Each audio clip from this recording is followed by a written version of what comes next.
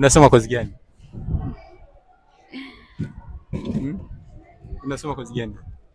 Bana mimi sitaki kufanya challenge. Tunaongea tu kawaida, sio challenge. Tunaongea sasa, tuzungumzie mambo ya kawaida. Unasoma kozi gani? Business administration. Business administration. Kwa ngapi? Wa pili. Mwaka wa pili.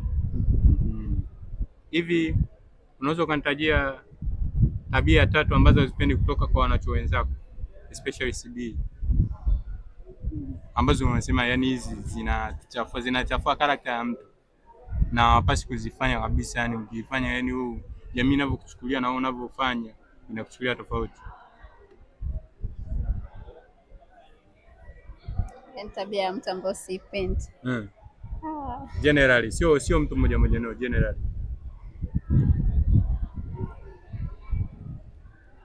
Yaani sipendi na mimi kama ninayo tabia afu wengine hawaipendi.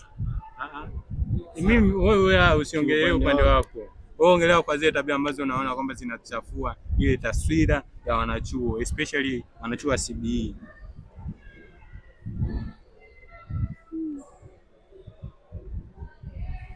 Umeshindwa?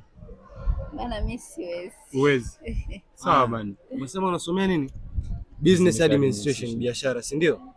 Nikikupa milioni 1 sasa hivi, una uhakika wa kufungua biashara gani ambayo itakupa faida zaidi ya hicho kiwango cha mtaji nilichokupa ndani ya mwezi? Ndani ya mwezi? Nakupa milioni 1 hapa sasa hivi nakwambia dada wewe una elimu ya biashara. Chukua milioni 1 hii hapa hivi. Izungushe kwenye biashara, fungua biashara yako. Una hakika ni biashara gani ambayo utaifungua ambayo itakuwa ni zaidi ya mtaji niliokupa? Let's say itaingia milioni 1.2 faida, milioni 2, milioni 3 hivyo. Kwa mtaji wa milioni 1. Yaani ndani ya mwezi, yani upewe mtaji wa milioni 1 afu uingize zaidi ya milioni 1.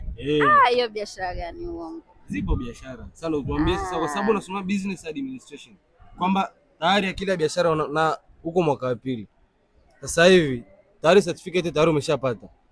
Experience ya kufanya biashara unayo. Ni biashara gani ambayo utaifanya ambao ndani ya mwezi utaingiza zaidi ya ule mtaji ambao umepewa? Mtaji ni milioni 1, kumbuka.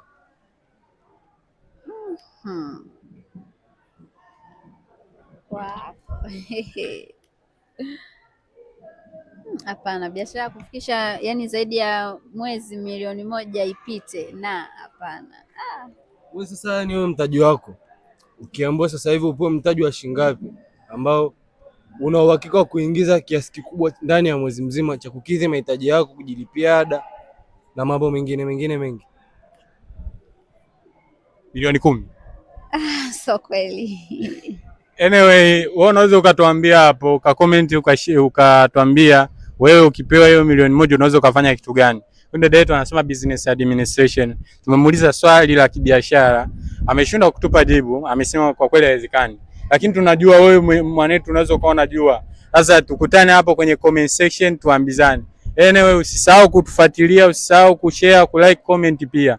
Naitwa Mr. Eze hapa. Tana na Johnny Boy hapa. Niko na dada yangu hapa, tunamaliza kibishi. Wape neno moja.